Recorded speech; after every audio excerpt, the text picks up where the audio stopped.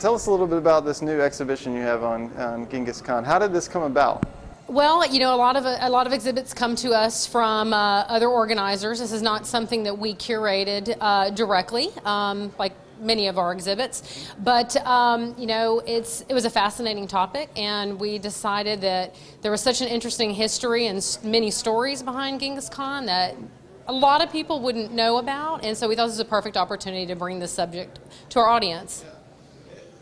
In Atlanta, what kind of expectation did you have about the reception that you get? We felt that this was a topic that would interest a lot of people.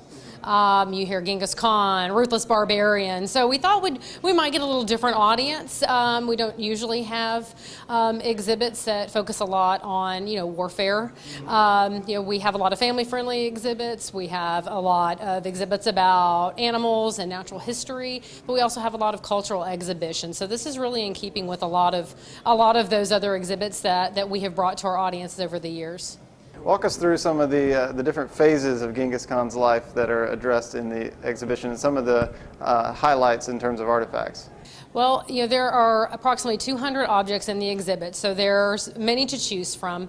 The way the exhibit is organized, it really kind of starts off with talking a little bit about Genghis Khan's life and the nature of the steppes in Central Asia, the nomadic culture that he came from, the horse culture that he came from. So there's a lot of emphasis on horses and what the life would have been like. There is a reconstructed ger or yurt. Depending on where you are, you might call it something differently, but so there's a reconstructed yurt that people will be able to see what it was like to live in one of these portable buildings. Then we sort of move into how his empire was created through the might of his cavalry and ingenuity, and then we sort of move into talking about his descendants and the role that his descendants played in expanding that empire, and ultimately the division of the empire and a little bit of the infighting that may have added to or contributed to its demise. That's a very historic kind of exhibit, and really focused on the history and how this shapes the world that we now live in. Can you talk about that aspect of it a little bit? How this period in history kind of affected the modern world?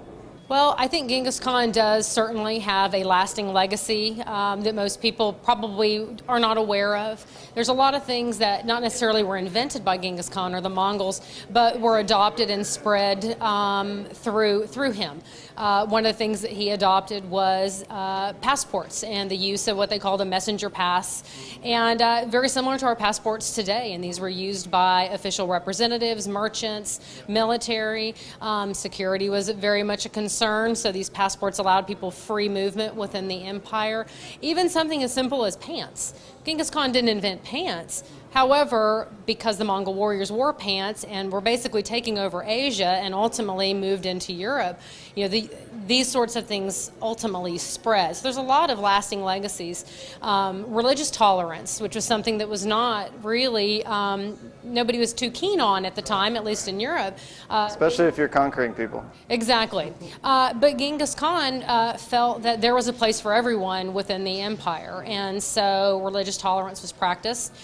In Karakoram, after his death, there were Buddhist temples, there were Christian churches, there were mosques. So I think there's just a lot of things. I hate to say something as silly as, I think Genghis Khan was a little misunderstood, but I think he was a very complex individual, and I think a lot of his lasting legacies have been overlooked really in favor of focusing more on body count and death and destruction. So yeah, you kind of answered my next question, which was what kind of unexpected lessons did you learn about actually who he was and the opinions that you formed based on that? How are they different from what you knew beforehand? Well, I think, as I've said before, I think people have an impression of Genghis Khan based on what they've learned in history books or what they've seen, perhaps in a movie about Genghis Khan, a lot of brutality. But I think what struck me the most in reading and researching is the harsh life that he had. His father was poisoned when he was very young. His family was left by their tribe to fend for themselves, basically left in the middle of the night, 2 wives and multiple children with no means to support themselves. And really, I think a lot of these things played a critical role in developing his character. So I think it's the personal stories that, to me, that I found the most interesting rather than who he conquered and when. So I just think he really did pull himself up by his bootstraps and create, and he was a very complex person that you, perhaps outside of Mongolia and certain parts of Asia, you just don't learn. So I think a lot of misconceptions.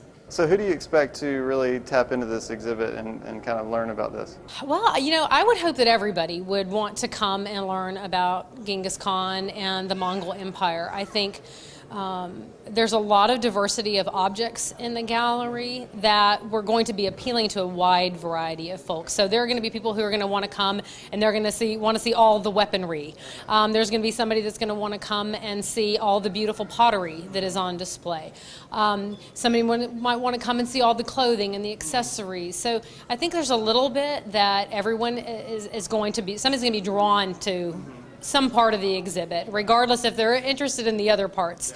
But I would hope that everybody would be fascinated by this fairly unknown time period in history, at least unknown from the Western perspective.